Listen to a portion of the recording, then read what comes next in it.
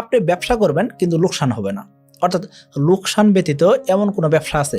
হ্যাঁ, আমরা আজকে এমন 9টা ব্যবসা সম্পর্কে আলোচনা করব যেসব ব্যবসাতে তুলনামূলকভাবে রিস্ক কম এবং কি লোকসান হওয়ার চান্স একেবারেই কম, তবে ব্যবসাগুলো থেকে ভালো একটা প্রফিটও করা যায়। আমাদের তালিকায় প্রথম যে ব্যবসা আছে সেটা কি ডিলারশিপ ব্যবসা, অর্থাৎ যে কোনো একটা কোম্পানির আমরা ডিলারশিপ নিব, সেই ডিলারশিপ নিয়ে আমরা কি করব, ব্যবসা করব। অর্থাৎ একটা কোম্পানির প্রোডাক্ট আমরা বিক্রি করে দিব। এই ক্ষেত্রে আমাদের একটা শোরুম দরকার হবে বা আমাদের একটা জায়গা দরকার হবে। দ্বিতীয় যে প্রোডাক্টের কথা বলবো সেটা কি স্টক বিজনেস, অর্থাৎ শেয়ার বাজার নয়, আপনি কি করবেন, স্টক বিজনেস করবেন। দেখেন বর্তমান যুগে সবার কাছে ফোন আছে, তাই না? কিন্তু যখন সে নিজের ছবি তুলতে চায় বা ফ্যামিলি ছবি তুলতে চায় সে সময় কি দরকার হয়, অথবা কোনো একজন ব্যক্তি বিয়ে করবেন, ওই বিয়ের সেশনে উনি কিন্তু নিজের ছবি নিজে তুলতে পারবেন না, তার মানে কি ওনার একজন ফটোগ্রাফার দরকার, অথবা উনি এই বিয়ের অনুষ্ঠানটাকে একটা স্মৃতি হিসেবে রেখে দিতে যাচ্ছেন, যার জন্য ওনার ভিডিওগ্রাফার দরকার।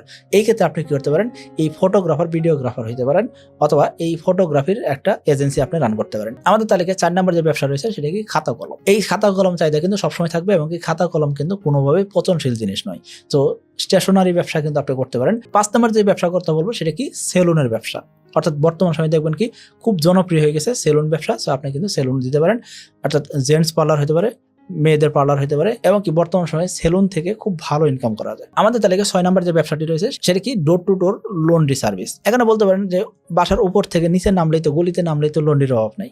হ্যাঁ, লন্ড্রির অভাব নাই, কিন্তু আমাদের তো সময়ের অভাব, আমরা ব্যস্ত থাকি। এই ব্যস্ত সময়ে আমাদের লন্ড্রিতে কাপড়টা দিয়ে আসা, কাপড়টা নিয়ে আসা, কাপড়টা কখন দিয়েছি সেটা মনে থাকে না অনেক সময়, এই যে বিষয়গুলো থাকে, এই বিষয়গুলো ট্রাস্টেড জায়গা থেকে যদি আমরা হ্যান্ডেল করতে পারি সেক্ষেত্রে দেখা যাবে কি এখান থেকে ভালো একটা ইনকাম জেনারেট করা সম্ভব। 7 নম্বর যে ব্যবসার কথা বলবো সেই ব্যবসাতেও লোকসান নাই, কারণ কি এই ব্যবসার নাম হলো ডিসপেন্সারি ব্যবসা, অর্থাৎ ফার্মেসি ব্যবসা। সার্ভিস সেন্টার দিতে পারেন এবং কি পাশাপাশি আপনি যদি গ্যাজেট বিক্রিও করতে পারেন, সেই ক্ষেত্রে এখান থেকে কিন্তু ভালো একটা প্রফিট জেনারেট করা সম্ভব এবং কি এইসব ব্যবসাতে লোকসান হওয়ার চান্সটা অনেকটাই কম। আমাদের তালিকায় সর্বশেষ যে ব্যবসার কথা বলবো সেটা কি ডোর টু ডোর সার্ভিস। এই ব্যবসাগুলোতে একেবারে রিস্ক কম, অথবা এই ব্যবসাগুলোতে লোকসান হওয়ার চান্স একেবারে কম।